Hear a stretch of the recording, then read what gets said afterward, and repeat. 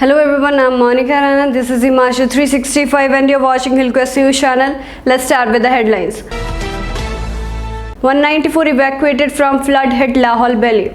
Private bus operators flouting norms causing losses, said HRTC. Expert advice on active sliding zones in Dharamshala ignored. India's COVID recovery rate recorded at 97.35%. Indian women create history, enter Olympic hockey semi-final for first time. Third COVID wave likely to peak in October. India may see 1.50 lakh cases per day according to reports. Assam withdraws FIR against Mizoram MP for conspiracy behind border clash. Olympic achievements, GST backdrop. Prime Minister Modi hails happy tidings as India enters 75th year of independence. Muharram banned in Uttar Pradesh. Clerics object to word festival and police chief letter. Omar Abdullah slams move to deny passports and jobs for stone pelting in Jammu and Kashmir. Covaxin effective against Delta Plus variant, says ICMR study.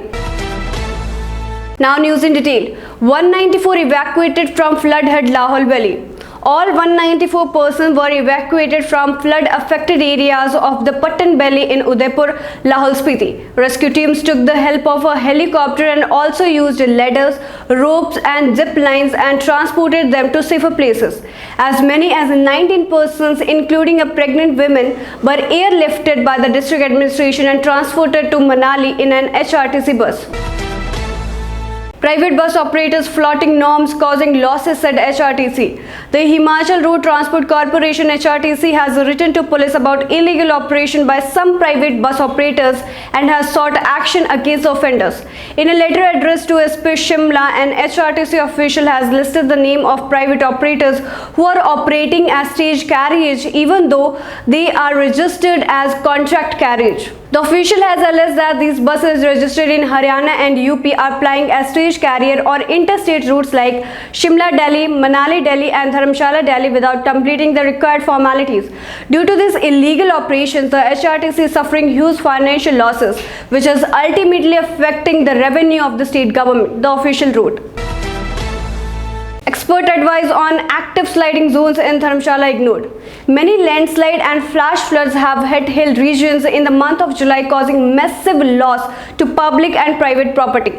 Many people have lost their life in landslide in Bo Valley near Dharamshala, and houses have been washed away in flash flood in Manji River in Bagli village near Dharamshala. The landslide and devastation have once again brought into focus the unplanned construction taking place in Dharamshala region. The experts had warned that construction should not be carried out in active sliding zones of the city, as this can threaten the life and property of people. As per the experts, many buildings constructed in the active sliding zones were threatened as they have not been constructed with proper advice from experts. India's COVID recovery rate recorded at 97.35%.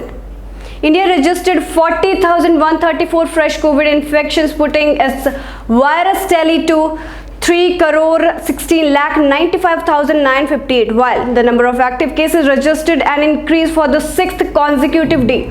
According to the Union Health Ministry data updated on Monday, the death toll from the pandemic climbed to 4,24,773 with 422 daily fatalities.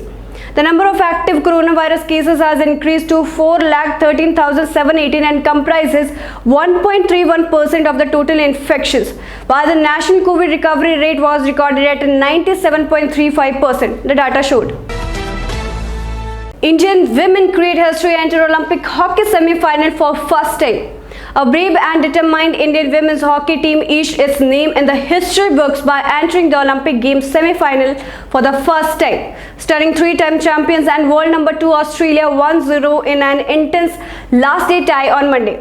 A day after the Indian men's team entered the Olympic semi-finals following a 49-year gap, the world number 9 women's side also produced a phenomenally gritty performance to make its way into the last four. Coming into the match, the odds were totally against India, as in world number 2 Australia, a mighty unbeaten opponent awaited them. Third COVID wave likely to peak in October. India may see 1.50 lakh cases per day according to reports. The third wave of COVID-19 may hit India this month, that is in August, and may hit a peak in October, researchers have said. According to a report, researchers led by Mathu Kumali, Vidyasagar and Mahindra Agarwal at the Indian Institute of Technology (IIT) in Hyderabad and Kanpur respectively have said the third wave of the novel coronavirus may peak with less than 1 lakh infections a day in the best case scenario, or nearly 1,50,000 cases a day in the worst scenario. The predictions on the COVID-19 third wave come from researchers who had accurately forecast the lessening of the surge in the COVID-19 cases earlier this year, and this study is based on a mathematical model. Assam withdraws FIR against Mizoram MP for conspiracy behind border clash. Assam has decided to withdraw the police case against K1 Lalvena, Rajya Sabha Member of Parliament MP from Mizoram, signaling further easing of tension following Union Home Minister Amit Shah's intervention to get the two states to find an amicable resolution to their border dispute, which led to clashes resulting in the loss of 6 lives on July 26. The Chief Minister of both states agreed on Sunday to diffuse tension along the border and settle the border dispute through talks. Mizoram has also decided not to investigate Assam Chief Minister Himanta Biswa Sarma in a case related to the clashes. Olympic achievements GST backdrop, Prime Minister Modi hails happy tidings as India enters 75th year of independence.